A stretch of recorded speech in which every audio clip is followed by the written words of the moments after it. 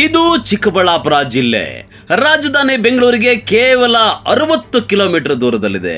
ಪ್ರತಿದಿನ ಸಾವಿರಾರು ಜನ ಪ್ರಯಾಣಿಕರು ಬೆಂಗಳೂರಿಗೆ ಇಲ್ಲಿಂದ ಹೋಗಿ ಬರ್ತಾರೆ.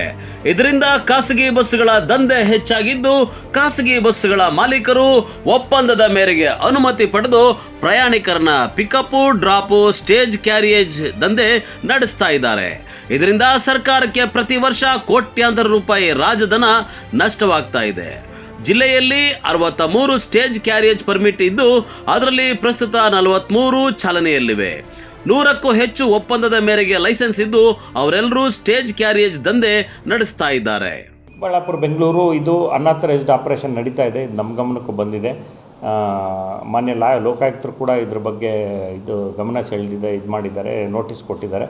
ಅದಕ್ಕೆ ನಮ್ಮ ಮೋಟರ್ ವಾಹನ ನಿರೀಕ್ಷಕರು ಇರುವಂಥ ನಮ್ಮಲ್ಲಿ ಎಕ್ಸಿಕ್ಯೂಟಿವ್ ಸ್ಟಾಫ್ ಏನಿದ್ದಾರೆ ಅವ್ರನ್ನ ಬಳಸ್ಕೊಂಡು ಕೇಸ್ ಕೂಡ ನಾವು ಅದ್ರ ಮೇಲೆ ಬುಕ್ ಮಾಡ್ತಾಯಿದ್ದೀವಿ.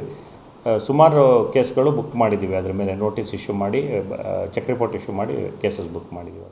ಏನು ಚಿಕ್ಕಬಳ್ಳಾಪುರ ಜಿಲ್ಲೆಯ ಗ್ರಾಮಾಂತರ ಭಾಗದಲ್ಲಿ ಸ್ಟೇಜ್ ಕ್ಯಾರಿಯೇಜ್ ಲೈಸೆನ್ಸ್ ನಲ್ಲಿ ಕೆಲವು ಖಾಸಗಿ ಬಸ್ಸುಗಳು ಸಂಚರಿಸ್ತಾ ಇವೆ. ಆದರೆ ಚಿಕ್ಕಬಳ್ಳಾಪುರ ಬೆಂಗಳೂರು ಮಾರ್ಗದಲ್ಲಿ ಸಿಸಿ ಪರ್ಮಿಟ್ ಪಡೆದು ಅನಧಿಕೃತವಾಗಿ ಸ್ಟೇಜ್ ಕ್ಯಾರಿಯೇಜ್ ಅಂದ್ರೆ ಪ್ರಯಾಣಿಕರ ಪಿಕಪ್ ಮತ್ತು ಡ್ರಾಪ್ ಮಾಡಲಾಗ್ತಾ ಇದೆ. ಇನ್ನು ಕ್ರಮ ಕೈಗೊಳ್ಳಬೇಕಾದ ಚಿಕ್ಕಬಳ್ಳಾಪುರ RTO ತಮ್ಮ ಅಸಹಾಯಕತೆ ವ್ಯಕ್ತಪಡಿಸಿದ್ದಾರೆ. ಕೇಸಸ್ ಬುಕ್ ಮಾಡಬೇಕು ಅವ್ರ ಮೇಲೆ. ನಾವು ಯೂಶಲಿ ಈಗ ಏನಾಗ್ತಾಯಿದೆ, ನಾನು ಆಗಲೇ ತಿಳಿಸಿದಂತೆ ನಮ್ಮಲ್ಲಿ ಕಾರ್ಯನಿರ್ವಹಣಾ ಸಿಬ್ಬಂದಿ ಭಾಳ ಕಮ್ಮಿ ಇದ್ದಾರೆ, ಭಾಳ ಕೊರತೆ ಇದೆ. ಇದೆಲ್ಲರ ಗಮನಕ್ಕೂ ತಂದಿದ್ದೀನಿ ನಾನು. ಆದ್ರೂ ಅವ್ರದ್ದು ಇರೋದ್ರಲ್ಲಿ ನಾವು ಕೇಸಸ್ ಬುಕ್ ಮಾಡಿದ್ದೀವಿ ಆಲ್ರೆಡಿ. ಅದೇನಾಗ್ತದೆ ಅಂತ ಹೇಳಿದ್ರೆ, ನಾವು ಚೆಕ್ಕಿಂಗ್ ಹೋದಾಗ ಬರೀ ಬಸ್ಸಸ್ಗೆ ಅಥವಾ ಬರೀ ಕಾಂಟ್ರಾಕ್ಟ್ ಕ್ಯಾರೇಜಸ್ಗೆ ಆ ಥರ ಮಾಡೋದಿಲ್ಲ, ಎಲ್ಲ ವೆಹಿಕಲ್ಸ್ಗೂ ಚೆಕ್ ಮಾಡ್ತೀವಿ.